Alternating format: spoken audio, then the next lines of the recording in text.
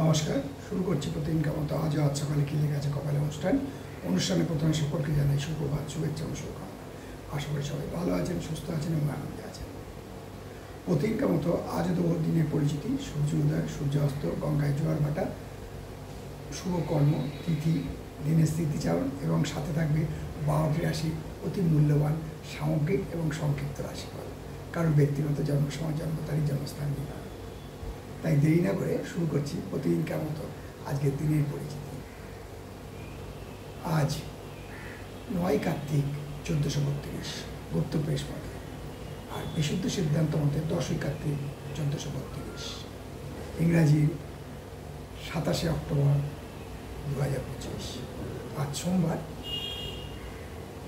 আজকে সূর্য উদয় হয়েছে ভোর 5টা 43 মিনিটে এবং সূর্য অস্ত যাবে সন্ধ্যে 5টায়।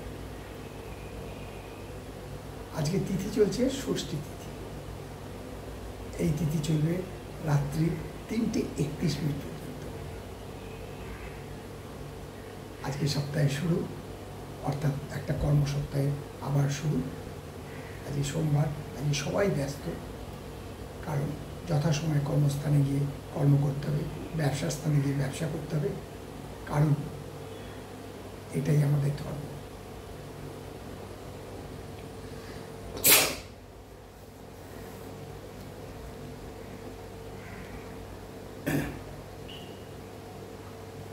আজকে তিথি বললাম ষষ্ঠী তিথি। আজকে ঠিক তেমনি এবারে আসছি গঙ্গায় জোয়ার ভাটা। আজকে গঙ্গায় জোয়ার আসবে বেলা 2:32 মিনিট এবং রাত্রি 2:37 মিনিট। ভাটা আসবে সকাল 7টা 22 এবং রাত্রি 7টা 27। আবার বলছি, ভাটা আসবে সকাল 7টা 22 এবং সন্ধ্যে 7টা 27 মিনিটে। আজকের দিনের স্মৃতিচারণ বলবো, আজ ছট পুজো। আজকে বিহার অর্থাৎ পশ্চিমবঙ্গের পার্শ্ববর্তী রাজ্য বিহারে বহু ধুমধাম করে এই ছট পুজো বা সূর্য পুজো মানা হয়। গতকাল সন্ধ্যে থেকে সবাই মিলে গেছে, আজকে পুজো হচ্ছে। আর দিনের স্মৃতিচারণে আরেকটা কথা বলবো, আজ স্বাধীনতা সংগ্রামী যতীন্দ্রনাথ দাসের জন্মদিন। আবার বলি, স্বাধীনতা সংগ্রামী যতীন্দ্রনাথ দাসের জন্মদিন। এবারে আসছি জ্যোতিষিক্ষা আসন নিয়ে। এখন তো পুজো শেষ হয়ে গেছে, কারণ এবারে খালি বাকি আছে আগামী বৃহস্পতিবার জগদ্ধাত্রী পুজো। জগদ্ধাত্রী পুজো আজকে ষষ্ঠী, কালকে সপ্তমী, বুধবার অষ্টমী, বৃহস্পতিবার নবমী, শুক্রবার দশমী, শনিবার একাদশী। এই যে জগদ্ধাত্রী পুজো চলল, যিনি দুর্গা তিনি জগদ্ধাত্রী। এবং চন্দননগরে অতি সুন্দরভাবে পুজো হয়। চন্দনাগাঁয়ের রাজা এই জগদ্ধাত্রী পুজো করেছিলেন। মা জগদ্ধাত্রীর আদেশেই তিনি করেছিলেন। এবারে আসছি জ্যোতিষিক্ষার আসন নিয়ে।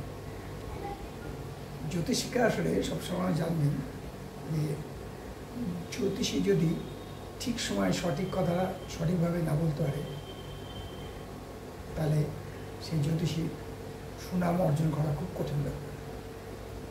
অর্থাৎ জ্যোতিষী কীভাবে সঠিক সময়ে সঠিক কথা বলবেন, সেটা হচ্ছে আপনার ঘরে বা আপনার চেম্বারে যে এলো সে কী প্রশ্ন করতে পারে সেটা আপনাকে জানতে হবে। কীভাবে জানবেন, তার সহজ উপায় বলে দিচ্ছি। যখন ব্যক্তি জাতক বা জাতিকা আপনার ঘরে ঢুকলো, বা জাতক জাতিকার বাড়ির গার্জেন বা বাবা মা যে কেউ ঢুকলো, সে কী প্রশ্ন রাখতে পারে সেটা দেখার জন্যে ওপরে যে ঘড়িটা আছে, ঘড়িটার দিকে তাকিয়ে দেখে নেবেন লগ্নটা কী চলছে, এবং লগ্ন যেটা চলছে সেই লগ্নের লগ্নপতি কোন ঘরে বসে আছে। এটা আমি বারবার মিলিয়ে দেখেছি, তাই আপনাদের সাথে এটা শেয়ার করলাম যে মিলবেই মিলবে। লগ্নপতি যে ঘরে বসে আছে সেই ঘরে দেখবেন, সেই ঘরের যে যে কারণগুলো হয় সেই কারণগুলো দেখবেন একদম 100% মিলে যাবে। আপনি কোনো সাধু বাবা নয়, কিচ্ছু নয়, কিন্তু সে আপনাকে একেবারে ভগবান সমান। এটা হচ্ছে আপনাদের টিপস দিলাম কীভাবে আপনি একটা জ্যোতিষী হিসেবে নিজের নাম প্রতিষ্ঠিত করতে চাইবেন। এবারে আসছি 12টি রাশি নিয়ে সংক্ষিপ্ত এবং সামগ্রিক রাশিফল। মেষ, মেষ রাশির জাতকদের আজকে হঠাৎ প্রাপ্তির যোগ ভীষণভাবে বিদ্যমান। সঞ্চয় বৃদ্ধি, আয় বৃদ্ধি, এক কথা বলা যায় আজকে মেষ রাশির দিনটা প্রচুর ভালো। শরীর ও স্বাস্থ্য ভালো থাকবে। বৃষ রাশির জাতকদের বলবো আজ কোনো কারণে সুখ স্বাচ্ছন্দ্য থেকে মানে এক কথায় একেবারে সুখ স্বাচ্ছন্দ্য হানি হতে পারে। কষ্ট ভোগ আছে, তবে শরীর ও স্বাস্থ্য মোটামুটি থাকবে। আর মিথুন রাশির জাতকদের বলবো যে আজকে খুব সাবধান, যারা গ্রামে গঞ্জে থাকেন, মিথুন রাশির জাতকদের যারা গ্রামে গঞ্জে থাকেন তারা বলবো সর্পদংশন বা পশু দংশন থেকে সাবধান। আর যারা শহরে থাকেন তারা তো জানেন স্ট্রিট ডগ আছে, এইসব কামড়াতে পারে, তাই তাদেরও বলছি যে আজকে মিথুন রাশির জাতকদের পশু দংশনের ভাব প্রচণ্ডভাবে বিদ্যমান। শরীর স্বাস্থ্য মোটামুটি যাবে। কর্কট, কর্কট রাশির জাতকদের আজকে মানে মনে মনে কষ্ট পেয়ে ভুগবেন, যাকে বলে এক কথা মনস্তাপ, ইস কেন এটা করলাম, কেন এটা করলাম, কিন্তু আখের আপনাদের লাভ। শরীর স্বাস্থ্য মোটামুটি ভালোই থাকবে। আর সিংহ রাশির জাতকদের বলবো যে একটু ভেবেচিন্তে কাজ করুন, দিনের শেষে আশানুরূপ ফল পাবেন। শরীর স্বাস্থ্য ভালোই থাকবে। এতে বলবো আজকে পিতৃ সম্পত্তি প্রাপ্তির যোগ প্রচণ্ডভাবে বিদ্যমান, অর্থাৎ বাবার সম্পত্তি বৈষয়িক, এটা থেকে কখনো বঞ্চিত হবেন না। আর শরীর ও স্বাস্থ্য মোটামুটি ভালোই যাবে। তুলা, তুলা যাদের বলবো যে আজকে মুখ বন্ধ রাখুন। আপনার এমন কোনো কথায় আপনার বন্ধু বান্ধব আত্মীয় স্বজনের কাছে আপনি বিরাট ভাজন হয়ে যাবেন। শরীর স্বাস্থ্য মোটামুটি ভালোই যাবে। আর বৃশ্চিক রাশির যাদের বলবো যারা চাকরি করছেন তাদের আজকে কর্মক্ষেত্র বা কর্মস্থান পরিবর্তন হতে পারে, বা এক কথায় যাকে বলে বদলি হতে পারে, ট্রান্সফার। সুতরাং শরীর স্বাস্থ্য মোটামুটি ভালো যাবে, তবে মানসিক চাপ বৃদ্ধি পেতে পারে। ধনু, ধনু রাশির জাতকদের বলবো আজকে কোনো কারণে মিথ্যে বদনাম পেতে পারেন, এই ব্যাপারে একটু সাবধান যাতে মিথ্যে বদনামে আপনার অপযশ না হয়। কর্মক্ষেত্রে এবং ব্যবসা ক্ষেত্রের দিকে খুব কঠিনভাবে নজর রাখবেন। শরীর স্বাস্থ্য ভালো থাকবে। মকর, মকর রাশি যাতে বলবো আজকে কর্মে যান, কিন্তু কর্ম করতে বিঘ্ন ঘটবে। আপনি যে পরিকল্পনা করে কর্মে যাবেন সেই পরিকল্পনা আজকে দেখার যোগ প্রবলভাবে বিদ্যমান। শরীর খুব একটা ভালো যাবে বলে মনে হয় না, শারীরিক ক্লেশ বৃদ্ধি পাবে।